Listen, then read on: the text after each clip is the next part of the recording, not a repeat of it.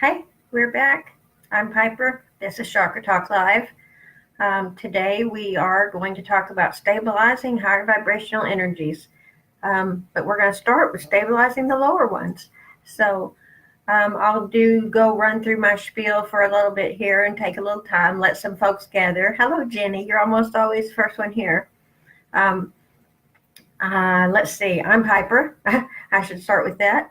I run a Facebook group here called Chakra Talk, obviously. There's a lot of posts and things on there besides just the live show. A lot of information about chakras. I've written lots and lots of books about chakras.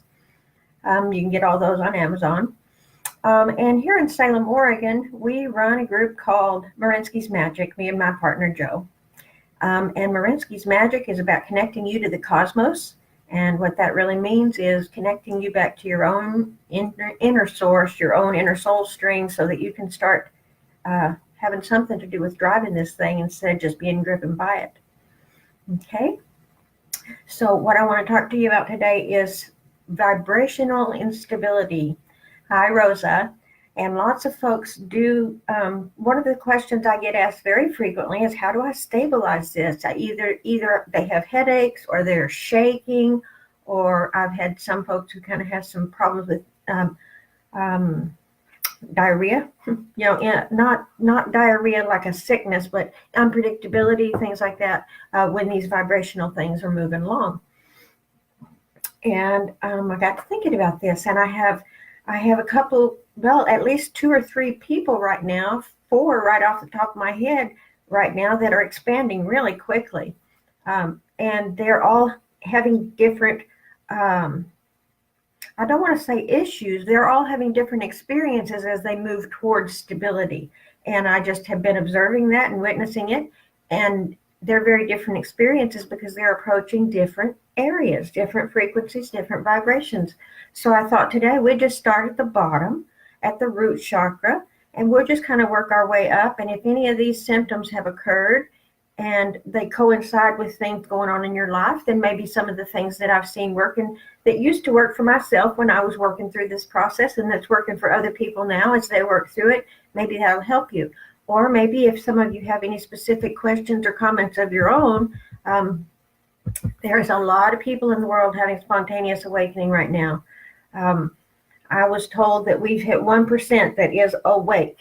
That's a lot of people. And each of those people feeding into the record brings a lot more people in a lot faster. So we got to get this stuff done. We got to get this information out there and get people aware of what's happening to them so it don't scare the shit out of them, number one. And because living up here in the higher vibrations is where we're all headed. We're all going to this non-physical eventually. And in order to do that, we got to let go of some of this bullshit down here. I was thinking about it today, and when we talk about enlightenment or waking up or moving up, we're talking energetically and all that stuff. But think about this. If you think about lightening yourself up, getting ready to return home when you're finished here, think about it as dropping all that shit the other day that we called baggage. Well, you'd be a lot lighter if you don't carry around 14 bags. You see? If you're not carrying around a bunch of old shit, you do feel a lot lighter. I mean, physically I feel lighter, but lighter in the way of the world is a beautiful, happy place. I don't feel all that sludge and all that chaos and stuff. I know it's still down there. I don't feel it. I don't have any effect from me at all. So, just a second, I haven't got my coffee. So, we're going to talk about, we're going to start right at the root chakra and talk about stabilizing each one of these chakras, and the connection would be the root and the crown, which is where we're going to stabilize back into the non-physical at both ends, okay? And I've got a lot of people working on this right now. A lot of people are moving up quick. One of the biggest questions I get asked is, shaking. I'm always shaking. That is pure vibrational instability. The vibrational energy is moving in a way that you're not used to. It's moving faster and freer and higher. And the physical body is believing that this new feeling is a sense of some sort of imminent danger, okay? But it's not. it feels different being lightened. It feels different being awake. The physical body feels different once you get this all stabilized and you're living way up here and you're kind of watching what's going on. Okay, so one of the things that's come up real interesting is I have someone who's really, really reattaching at the root and had issues in being disconnected for many, many years. And not even a real awareness of that, perfectly functional, everything going on, but suddenly there's this sudden going to attach to root. It is occurring. Okay, the way to stabilize that is to realize that that attachment to root, however that may manifest, it may manifest as a feeling of heaviness in the perineum, the groin, whether you're male or female. It may manifest as feelings of quivering, or I've even heard this rolling kind of thing in the lower abdomen, which would be, the edges of the pelvis, connecting the pelvis to the rest of us. So there is some physical sensations that goes with this reconnection of your root chakra into what we call Lady Rock or Mother Earth or the Earth Star chakra, the one that is back to non-physical. Now understand this. When we say we're grounding to Mother Earth and we're doing all this, okay, I understand there is an earth beneath your feet that seems very physical, okay? But that substance of that earth is the same sort of substance that makes up these things, and we are a portion of that, and the whole thing is a spiral in a portion of the whole other thing. It is a connection back to non-physical, because we all come from that earth. The planet itself sprouts us out. From dust we are, and dust returneth. It says that somewhere. And literally, when you've worked in the medical field, you know and understand and comprehend that this physical body is actually returned to dust. If they bury it, that takes a great number of years to decompose and have all that happen. But if they go dig up a coffin 100 years from now, it contains bones and teeth and dust, nothing else. Okay, or maybe a dress or something, but nothing else of the human portion remains. Bones, teeth, and dust. Okay, the bones and teeth are made of different stuff. They don't dissolve to dust. Okay, now they would eventually, but we're talking thousands of years. That's why we can find artifacts of people that lived, thousands and thousands of years ago. All we find is their bones. We don't find the dust. Okay, so think about it as, just a second.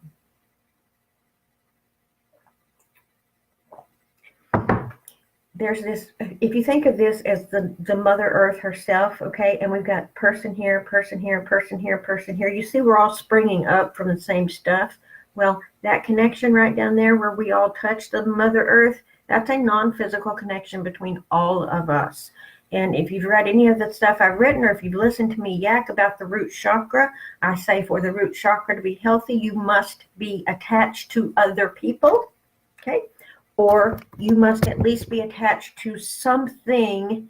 There are very few people in the world, but there are a few who live without attachments to other humans. But you will find that they are attached to animals, almost always. Or you'll find that they are very, very, very attached to land, plants, some sort of a botany human connection that goes on. Very few people, but there are a few. So I don't want to say everybody has to do this, but most of you have to do this. You have to have that root chakra connected to the planet, which is your Lady Rock, and Mother Earth, Earth Star chakra, whatever you wish to call it, that which is your non-physical, your return of the physical body back to non-physical. But you have to have it also connected to those other people. The other people, remember the ones sticking up here, here, and here? This one, and this one, and this one, we are all connected. And if you pull away from that and withdraw from other people, there's a couple of different ways this can happen, and the root come disconnected. One way, which is really tragic and lifelong, is a baby does not bond at birth. They don't, that would be your infant that is born, put in a trash can, and 2 days later they're found alive, but they do not bond, and they never do. Okay, that connection has been severed. They don't know what they're doing here anymore. At that point, there's no reason why the body should be alive, and they go through life like that. Why am I even here? What am I doing here? the root doesn't reconnect. They may reconnect with people eventually, but if you look at how a young infant, newborn infant needs to connect to be here on the planet and be established, root connection needs to happen instantly with another human being. Doesn't have to be a parent, doesn't have to be the mother, but it has to be another human being. Okay.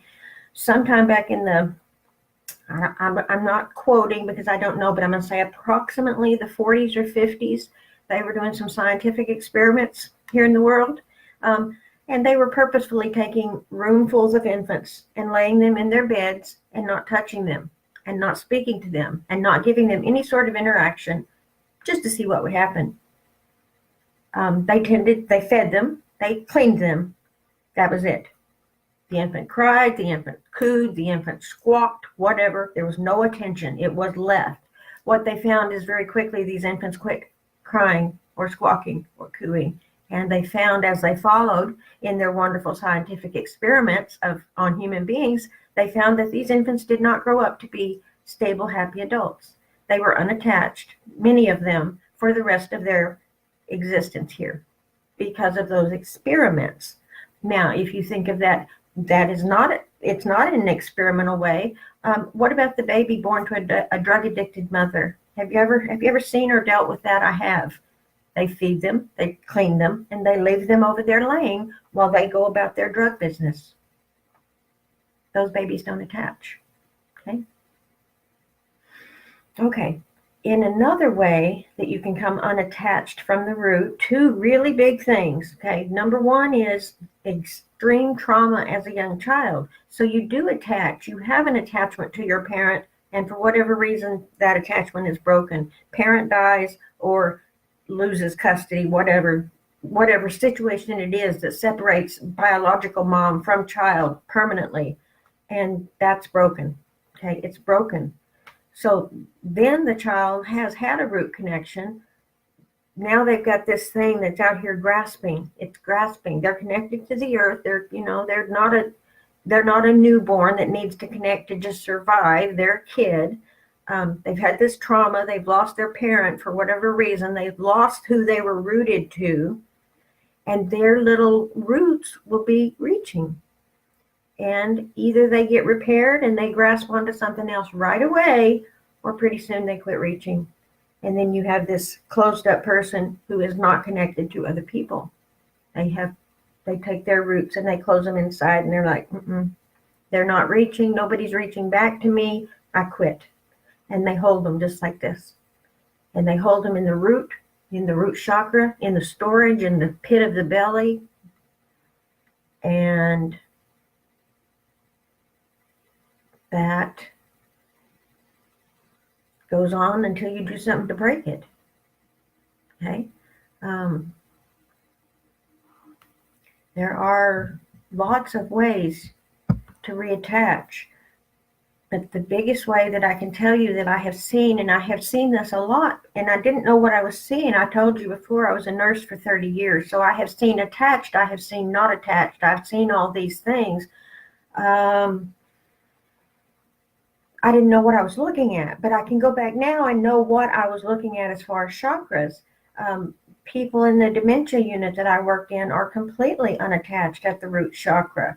And you see, they're still attached to Mother Earth. They're still living. Their bodies are alive. Their root chakra is doing its base function, but they don't know who the people around them are. They have no connection whatsoever with other people here. They're living in some other time in their mind that they're manifesting and manufacturing, which isn't even appearing in front of them. They may be laying in a bed in a nightgown, but they have no awareness of what is in their present, the people around them in their presence, because those connections have come loose. And I've told you before, the root controls the deep brain. The root controls the brain, the automated systems, okay? So the root's still running all that stuff. It's doing its automated job, but the root to other people is just gone. They have disconnected, okay? Well, the way to solve that, if you find yourself, or if you know someone, or if you believe yourself to be that, you find someone or something to connect to. And I want to absolutely stress, I'm not talking about romance. I'm not talking about you have to go out and make a best friend, this doesn't have to be anything that's permanent, but to jolt that root chakra into connecting back to something and getting itself alive again. Seriously, what I see a lot of people do is attach to animals.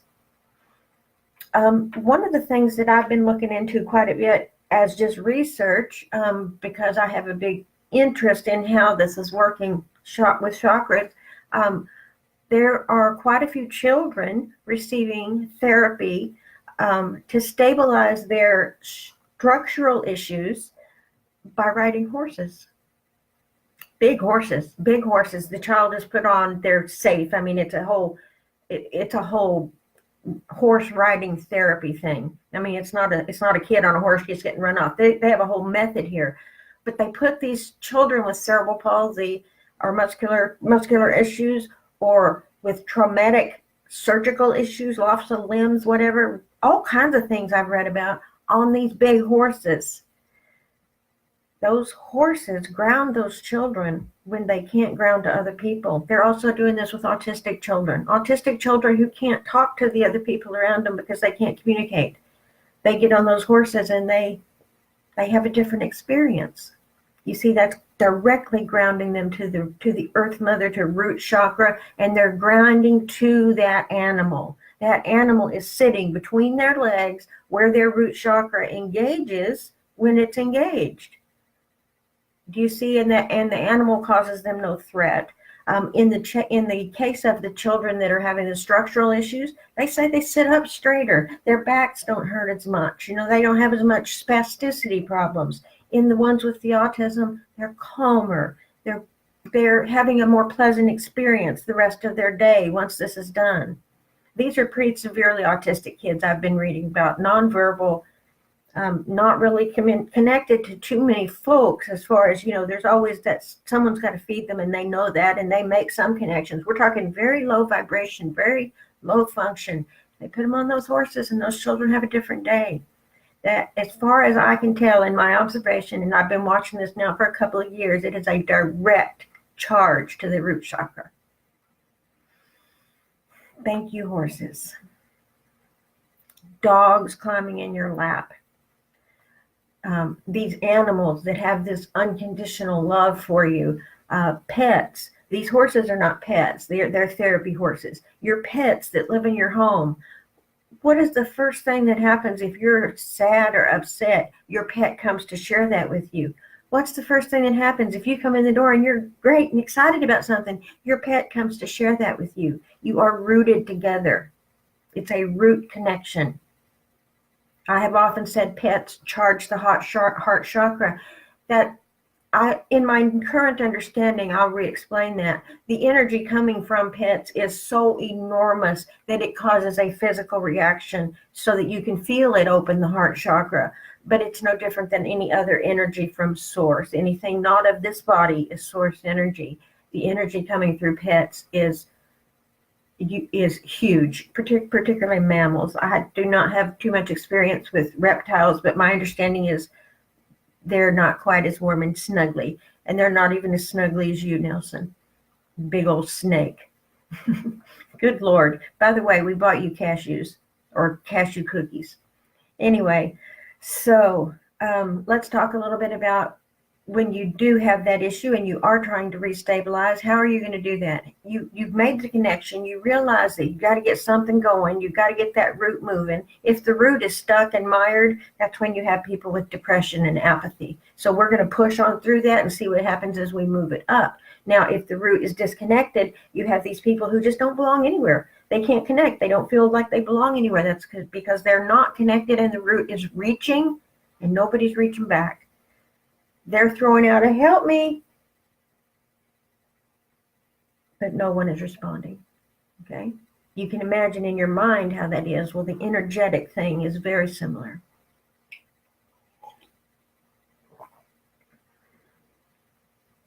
Okay. Number one way to stabilize that root chakra connection, to stabilize your entire connection, top and bottom, to help stabilize and calm and provide an environment for healing for your body, All of these things can be accomplished with one practice, and that is meditation. If you learn to meditate properly, meditation is never about, okay, let me rephrase it. You will read on the internet, on Google God, and even in my Buddhism, Hinduism, you will read about types of meditation, okay? There's a type of meditation that is focused learning. There is a type that is devotion. There is a type that is tranquility. Okay, these are specific practices within the Buddhist religion. They have mantras with them. Okay, I understand and I respect all that, and I've played with and tried all that, and it all works fine. But it's not a necessity that it be so ritualized. Okay. Meditation is about letting the root chakra do its job unimpeded by the crown. The crown chakra being taken offline is what I call meditation. So we're not talking about meditation about a thing. We're talking about meditation about the no thing. No thing, no thoughts, no labeling, no worries, no categorizing, no commenting. When you stop all of that, all of this is still running just fine. Root chakra is charging itself. It's running its automated systems. It's running its own self-checks. It's doing whatever it needs to do from the bottom up without your direction. Imagine that. I've always told you the crown thinks it's a much bigger deal than it is.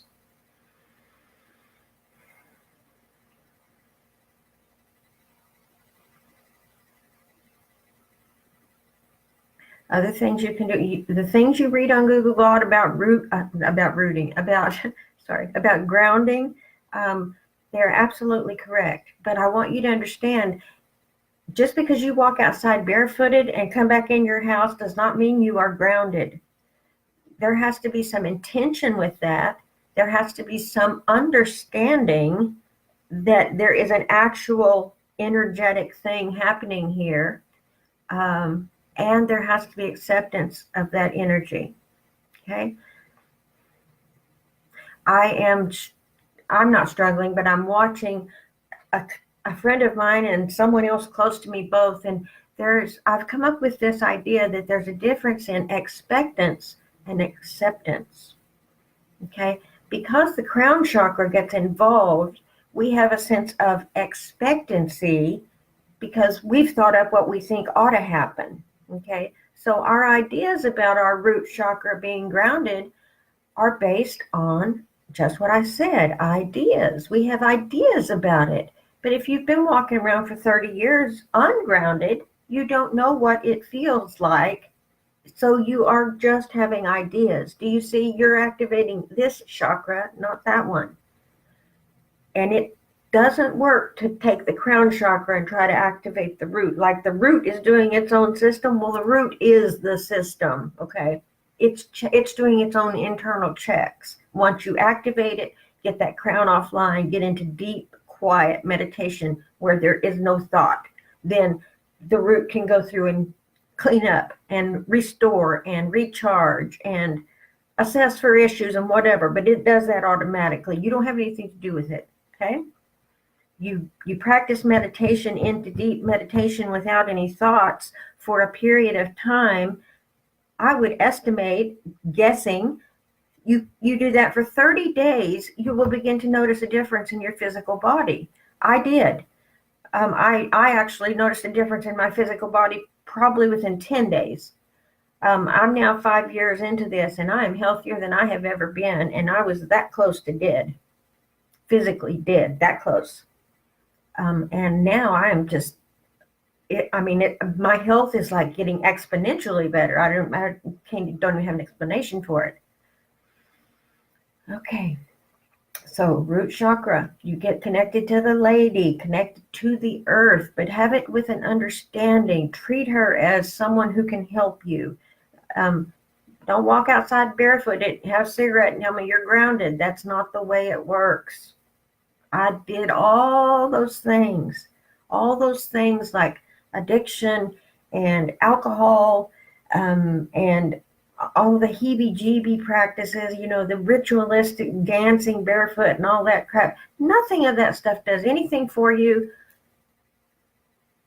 except what you think. Those are all thoughts about thoughts that have created all this stuff. Addiction occurs in the physical body because of thoughts. Okay, the body has a limited amount of ways it can respond. The body gets something put in it addictive, and then it doesn't. It says, hey, what happened to that? That's all the body's doing with addiction. It's saying, hey, you were giving me that every day, and now you're not. What's the deal? Okay, and then the crown jumps in and says, we can't do this. We can't do this. Now, I understand there are some serious physical withdrawals. If you're in deep drug addiction and you stop heroin today, you're going to be in the hospital tomorrow. Okay, there's ways to go about this properly. But I'm trying to make you know, as we come up into the orange and yellow chakra, I'm not blowing this off my butt or out my head. I was severely addicted to drugs for many, many years. I got myself off of them, completely recovered, have had no relapses, and I did not have any assistance with that except Lady Rock, Reiki, and getting control of these chakras. That's it.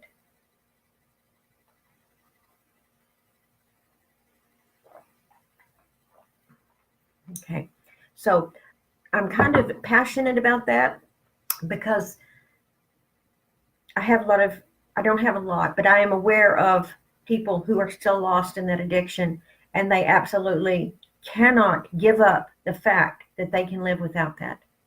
And that is idealized. They have brainwashed themselves into believing they must live that way. And so did I for like 15 years. You absolutely do not trust the universe to provide for you without that feeling that you know. And that feeling that you know is when those drugs engage and make your system sick, and you wobble and you get the nausea and you get the but you know it's comfortable, you're familiar with it. And without it, things start to feel different, and you're not comfortable, and you're not familiar with it, and you don't like it. Okay, well, that's addiction. All addiction is driven originally by thoughts. There is a physical addiction that occurs. It can occur. And the definition of physical addiction is that withdrawal occurs. Physical symptoms of withdrawal occur when that substance is removed. Okay. That is the medical term for addiction. Most of us know addiction as a much huger, mentally focused issue that often involves drugs too. Okay. Fully recovered, all that behind me, grateful for every single moment of it, because without it, I couldn't be doing what I'm doing today. I wouldn't be this healthy, happy, wonderful, unconditional person that I find myself in. I would still be stuck in that. Okay. So first thing is get that root. Get the root activated, get it charged, let it do its work, meditate, let it take care of itself, get up into the orange and yellow chakra. How you can do that? I've already told you they don't have any connection to the non-physical. They are completely physical. They are about the manifestation of your DNA and whether or not it's healthy or not healthy. Healthy or not healthy, I'd like to change to you efficient or inefficient. Okay? If you get rid of the stigma of I'm a sick person, or that you have to run 12 miles a day to be a healthy person, well, that's not necessarily true. I don't run 12 miles a day, but I'm a very, very healthy person because my body runs very efficiently. Okay, it is running so efficiently now that I'm kind of steadily building muscle and dropping weight. I've lost about 15 pounds in the last couple of months. I'm not trying to do that, and I'm getting healthier every single day. Okay, that's because it's running on its own. It's automated. It's doing its thing now because I'm allowing that, and I'm providing all the energy that it needs. Okay. I'm not thinking about all these things I need to do to be healthy. I'm following the cues the body is giving me. I'm letting the body be in its natural state. And wow, I couldn't be happier. Okay. I've told you before, I don't take any kind of chemical medications, but I do take quite a few different herbal substances. And I'm in no position, legally or otherwise, to teach anybody any of that, but I'll tell you all the information's out there. Google God has thousands of references, and I find most of them are pretty accurate about the use of herbs or the use of food as medicine. If you want to understand the use of food, you go to Ayurvedic medicine. If you want to understand the use of herbs, I would recommend a witch's herbal reference. Okay? Those are great places to find out how to use the plants that we have growing all around us for perfect health. Okay? Now you see the interesting thing about that, the plants actually get inside there and do something without you having to have the will about it. They can actually do it for you. I am in the middle of a liver restore, the second one in 5 years, directed by my body and my team. And it's dandelion, yellow dock, and something else I can't remember. And I just take these capsules every day for 6 months. I feel nothing at all. No side effects, no ill effects, no positive effects. I feel nothing. They say, take this for 6 months. I take it for 6 months. And things in my body after about, it's a long one, after 2 or 3 months of the 6 months, I began to see huge changes, which were indicative of improved liver function, which is what it's supposed to be doing, is liver detox. You see, that one, it does it for you. If you get very clear about the foods and the minerals and the things that are available to you, that we're all here on the world, we have everything we need. We didn't need to make anything. But if you get real clear on how to use that and allow your body to tell you what you need, golly, you can just, health is just the easiest thing in the world. I mean, I've told you before, I live way up here at a vibration working in the ascended master realm now. I'm hardly aware of my body most of the time. And there's plenty of times my body's in there in the living room in the big red chair covered up, and everyone's aware that I'm not in it because I've got other work to do. But it still does what it does. It's still getting healthier every day. When I come back into it, I come back into it now without any kind of destabilization or trauma or anything. It's just what I do. Okay, and that's what I mean by stabilization of higher vibrations. When you get these bottom ones stable, then you can start thinking about this up here. If you're disconnected, if your physical body's not in good health, if you're walking around pissed off at the world, we haven't even got to the heart chakra yet, but if you are walking around pissed off at the world, you're going to have a real hard time getting these down here lined up. Okay? The natural movement of energy is to hit the heart chakra and move up. When you pull that lady rock energy up through those lower 3 chakras, it also hits the heart energy and moves up. Do you see the natural flow? We have one coming in and up, one coming from the bottom and up. It'll come in from the back and go up. That is the manifestation of energetically what is called joy. Okay? That positive, upward, spiraling energy rising in frequency is the natural state that we are supposed to be in. Not supposed to because someone said so, supposed to because it is the natural state. To do anything else is unnatural or forced or not intended. Okay?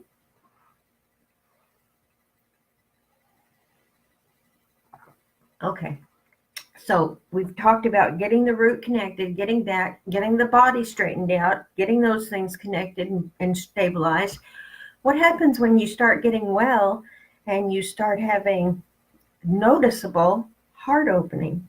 You find yourself walking around crying because you're just so in love with the trees, or you walk up and hug somebody and you weep at just the recognition of that other human being. This has happened to me. It happens in this house a lot. There's just a million things that can cause that heart to just go,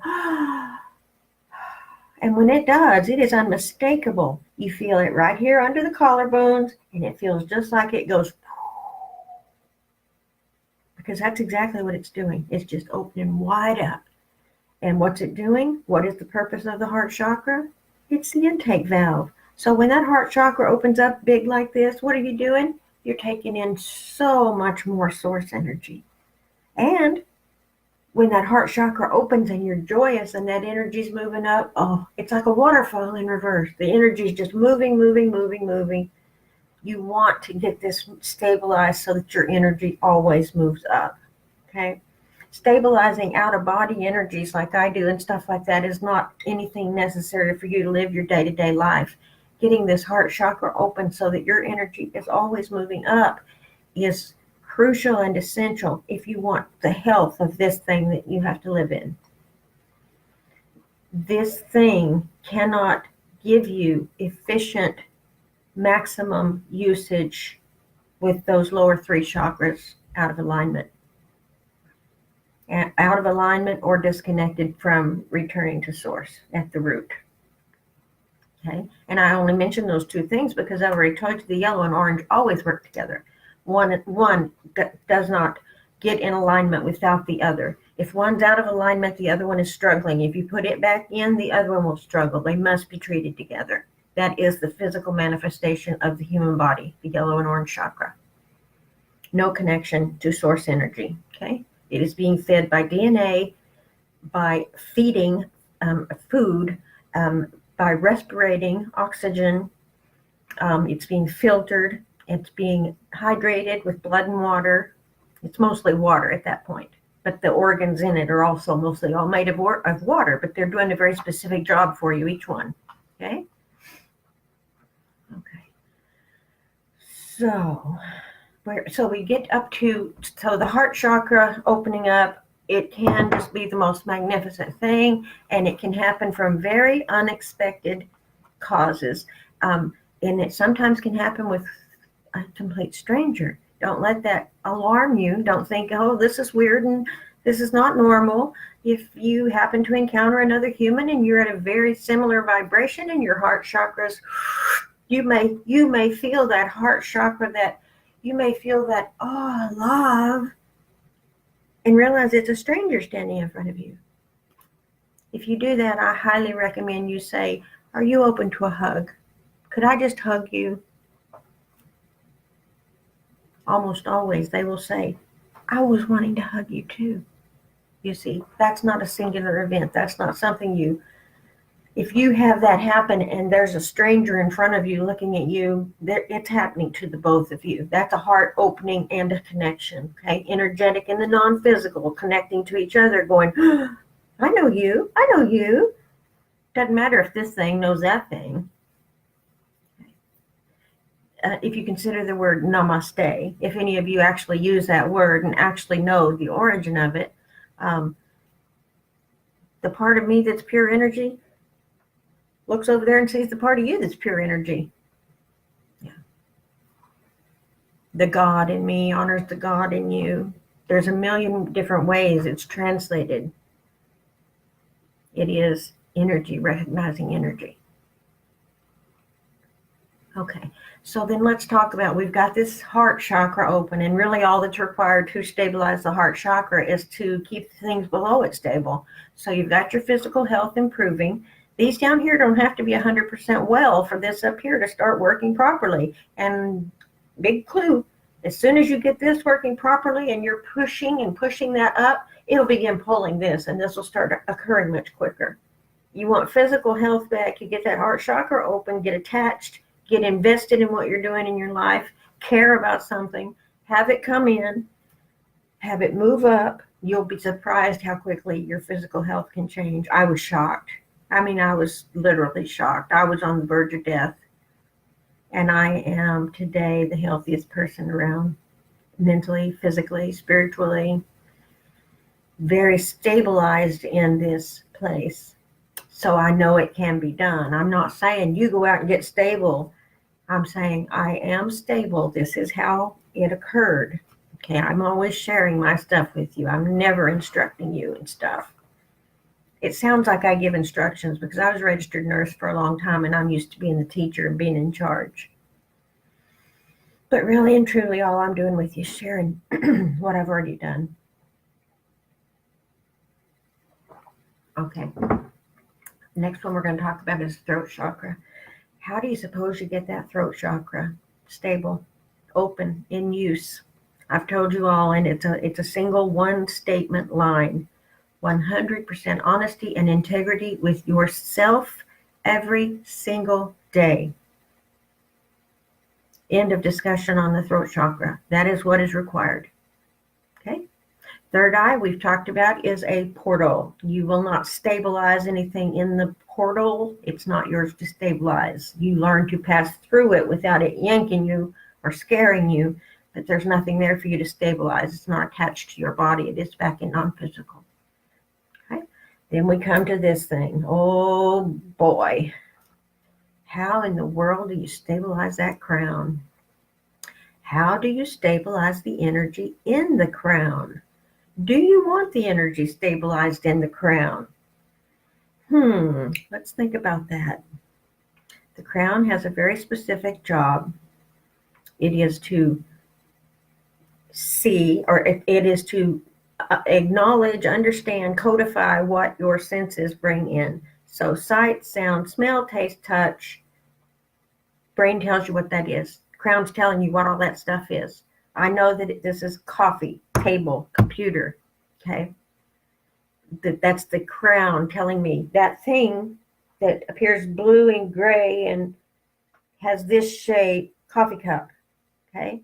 That's not a coffee cup. It is just what it is. It's that thing. Kind of universally around the world, we've agreed it's a coffee cup, okay? But it is an agreement. It is what it is. It is this thing, and we call it coffee cup. But you see, this thing here, coffee cup, is not the same as that thing over there, also called coffee cup, that has my pencils in it. So you see, those are two different entities that we're giving the same name. Do you understand?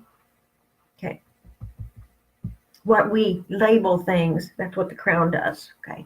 And the crown has a lot of things that it puts into categories and into folders and into, it goes over here, this goes in this stack, this goes in this stack. Okay, that's what it does. You keep it busy doing those things for you.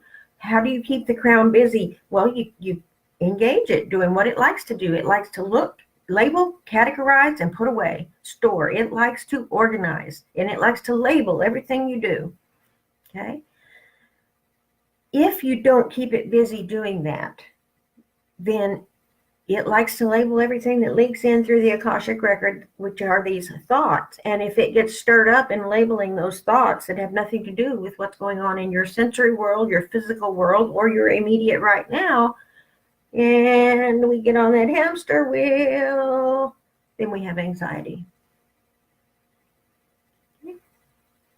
The way to stabilize the crown is the same way to stabilize the root, because we are at the top and bottom of our reconnection back to non-physical. The way to stabilize it is with meditation so that it can rest. The only way the crown ever rests is to let the root take over and run the automated systems for a time and just set the crown aside offline. We have a dark room in our home, completely 100% dark, no light leakage. We have soundproofing. We can apply. We have temperature control. So basically we have a room that's like a flotation tank without water. And you can go in there, and it is, for me now, very easy to set my crown offline in there. I've told you that I live about 50% of my life not thinking thoughts about thoughts, but I've also told you that that still includes labeling. And I'll give you an example of that. When I am just observing without my thoughts about thoughts, without the crown engaged, normally, it's still going to say coffee, table, candle. And that's it. A one-word acknowledgement. Yes, I see what's in my environment. I'm not going to dump the coffee or fall over the candle or whatever. It's just, the crown will only go so far as to being offline without being medically unconscious. Okay, a conscious person has a very difficult time shutting down even the basic labeling. Basic enough to even realize, let's see, what's an example?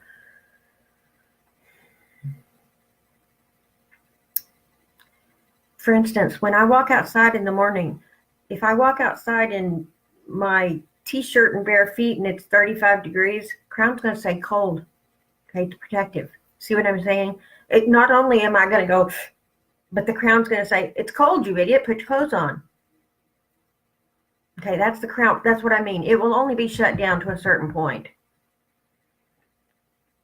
Okay. So the way to stabilize the root, connect to Mother Earth, connect to other people, get yourself busy caring about something, get moving, and get it started up. Okay, we've talked about that. Drumming is wonderful for deep grounding, and I'm not talking about rock and roll drumming. I'm talking about a drum in your hand with something and beat, beat, beat, beat, beat. You'll find when you start that, it's a lot harder than you think. When I started, I could drum for about 10 minutes before this arm was just going, oh my God. Well, that'll ground you for sure. Your arm will be sore for a day or two. But now I can drum for a solid 30 minutes and not even think about it. And during that 30 minutes, my hand is drumming and I am gone. I am off resting somewhere. Okay. The body is engaged in the percussion. Okay. Okay. So we've talked about, and then the physical health, we've talked about the heart, we've talked about the throat. You've got to be honest with yourself, with you. You've got to be honest with you so you can be honest with that out there. And if you can't do that, then you need to look at that, because that will stifle your flow of energy going up. It comes in, it's got to go up and out, okay? All right, so then, and we've talked about the crown. The crown must have time to rest. That is with meditation. Okay, now I want to talk to you about what I said I was going to talk to you about today, and that's stabilizing some higher vibrations. I'm beginning to know more and more people who experience time out of their body. I am beginning to see people who experience time out of their body and do not know what has occurred, and come to me and ask questions like, I woke up in the middle of the night. It was like I wasn't breathing, and then I was shaking all over. Well, frequently, if that's happening during sleep, that is you slamming back into your body. Preparations are being made for human beings to understand that these things are temporary and are going away. We are headed into a non-physical reality. I'm told from the folks I work with, who I am part of that ground crew getting this thing moving up, that time is short. But who in the hell knows what that means? We've been here millions and billions of years. So time is short. We don't know. But we do know that moving forward has speeded up greatly since 2012. Okay? So time is short. I don't know what that means. Am I going to see this occur in my physical lifetime? As far as the folding of the field and the end of the world, very unlikely. 1% are here ready to transition to non-physical. And I'm at the 1%, and I still have 3 steps ahead of me to even begin to engage at that level. Okay. But it is happening a lot quicker than it's ever been happening before. And it is happening to people all over the world. And people are having these out-of-body encounters and these what they think of as invasions. They get entities, they get possessions, for another word, hooks. Hooks are a great problem down here, but you can also get into some hooks up here if you're into your own Akashic record. So things can get really kind of weird once you get out of the body. And because we are driving one of these, well, a particular amount of time for the day, we still have to be inside this thing. So this is where the universe has begun to teach and prepare humans that these things are not the end all and be all of life. They are doing that by showing you life outside this thing. My very first encounter with that, my spontaneous awakening occurred on April 26, 2014. I was about that close to dead, and I was completely sure that I was batshit crazy.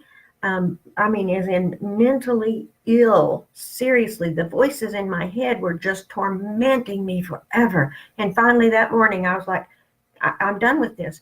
Take me crazy, take me, kill me, do whatever you're going to do, but we're going to do this right now. And I turned around inside my own consciousness and I said, what do you want?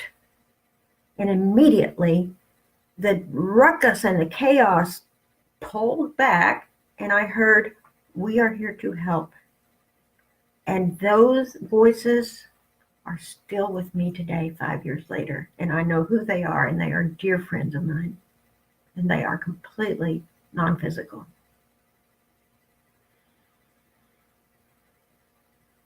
These screaming voices were not my friends or guides. They were hooks and attachments and fears and instability and chaos occurring here in the connection of the crown back to the non-physical, back to my own Akashic records, back to the whole of the record.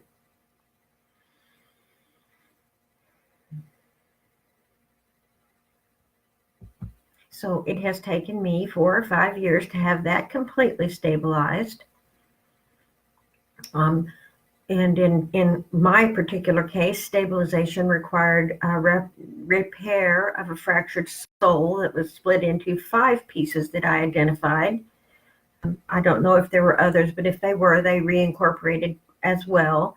I am a single personality now, completely whole, well, fully aware of what is and is not occurring here with this appearance of a body. Some people would call this Buddhahood, being completely awake. Other people call this enlightenment. Today I call it Tuesday. It's just what we're doing. And I'm aware of it, and I'm aware of what we're not doing. And that's a stabilization from being very used to being outside my body. And realizing that the body can do a whole lot of this stuff with itself here without my attention for a good period of time. Okay? So stabilizing these upper vibrations is just like anything else. It requires practice and it requires acceptance. Acceptance, not expectance. None of you have any idea what to expect in the non-physical, except what you've seen on TV, what you've read in a book, what your neighbor told you, or what I tell you. There's no expectance. You each have your own experience. Don't expect what I'm telling you. Just perhaps you can accept, though, that the reality does exist, that there is something beyond this body. And once you accept that reality, there is actually very little to do with this body, and most everything is beyond it. Okay. So if you have interest in stabilizing those very high vibrations, if you find yourself in those very high vibrations, you're going to have had all of this stuff stabilized for quite some time. The 2 chakra workbooks that I wrote, Chakra Talk, a workbook for life, 1 and 2. 1 carries you from exactly where we did today, from the connection of root chakra to the Lady Rock, and it carries you right to the top of your head. And there we disconnect and go to workbook number 2, and we go from here and we go all the way straight back up. You see, number 2 starts at the non-physical. And yet it's still called a workbook for life. It's not a workbook for afterlife. It's not a workbook for somebody else's life. It's not a workbook for a weird life. It's a workbook for this life. That non-physical stuff is occurring in your life. It can occur. It can occur, and it can bring you to places you would not believe. And it can bring you to experiences you would not believe. Because you cannot believe them. Because belief is just what it is. It's belief. Belief is taking someone else's experience and saying, I know that. You don't know it. You don't know it until you have your own experience. Don't believe anything. Nothing. But go look for yourself. If you're going to grab onto belief, just believe in the possibility. And then go see what the possibilities are for yourself. Okay. I want to spend the last few minutes, we have a little bit more time. I want to spend the last few minutes talking about some of the physical symptoms that people experience with Ascension, whether it's a spontaneous awakening or you're just ascending and you've been working on it. We're all working on it. If you're finding yourself at a place where your ascension has speeded up in such a way that now you're really going, instead of plodding along, you're kind of like whoop up the elevator. Well, what tends to happen with that is you go whoop up the elevator and something happens that hooks hits an old hook or hits an old trigger, and you go whoop, and the elevator goes down. You're like, oh, this feels like shit again. And then, but I'm not doing this now. I'm doing well, and blah blah blah. And whoop, up it goes again. And there's this woo woo woo woo. And that's during the time of my physical repairs of my body. Oh man, some days you get so angry because there's so much that has to be released down here, and all that stuff that's coming off and coming out. Some of it demands some attention. But I want you to understand, certainly, and this is energetically, and I could give you references. This is proven, okay, proven for your scientific mind. Anger holds more energy than apathy. If you have been apathetic and depressed and you find yourself pissed off, go with it. That's what got me out of that hole. That's what got me out of 20 years of depression. I got damn tired of it, and I got mad. And I turned around to the little voices in my head and I said, what the fuck do you want? Well, the voices I was addressing in that manner were not the ones who answered me. And the ones who answered me took no offense at my nasty approach. I was given a simple truth. We are here to help. There was no one there. There was no one else with me. I was completely alone when that occurred. As far as physical presences, I heard it as clear as day. I know now who it was. I still have my full association with her. Do you understand? It is as real, and I've said this before, it is now more real to me than you are. Because it is more persistent, more trustworthy.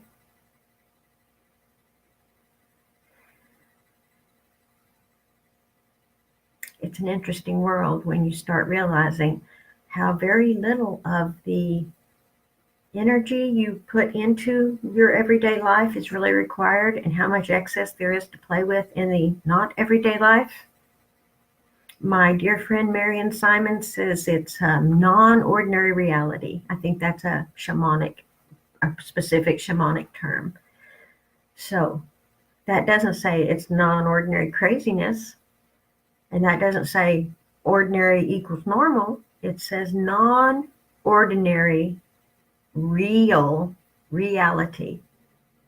It is completely as real as sitting here talking to you. It just doesn't require a body. Okay. Well, I've been doing a lot of painting. My particular guide that I'm working with right now is my Jeffrey, and Joe provides us with unlimited supplies and pieces of canvas and boards, and we are just painting up a storm. That's an interesting reattachment, because Jeffrey is where I was placed in Africa. He's my first encounter on Earth, and he's now guiding me home. But he's quite the powerful wizard. And so we're just having a great time. Right now, he's presently the only one active in my awareness.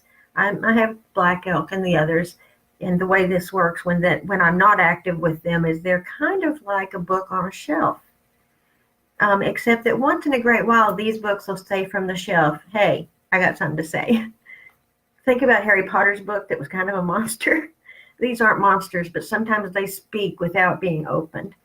But as the most part, they just sit and observe, and I work with one ascended master at a time, and right now we're pretty locked in. I'm working with Jeffrey. Jeffrey's not an ascended master in the fact of, no, that was it. That was a misspoken. Jeffrey's like grandma. He's my actual own life. So I've got all of his knowledge and wisdom now available to this body. And it's just the most fantastic thing. When you become aware of your past lives, it's one thing to be aware of momentary glimpses. It's another thing to take on their energy, their personality, and all their knowledge.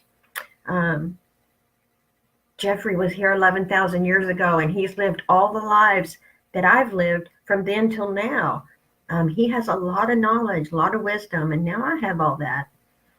And that's why it's so strange for me because it doesn't feel like anybody taught me any of this. This is just what I am and what I know and who I am and what I do. So anyway, Piper will say good day. I'm going to go paint. And if there's anything I can do to help anybody, that's what I'm here for. Okay. Bye, guys.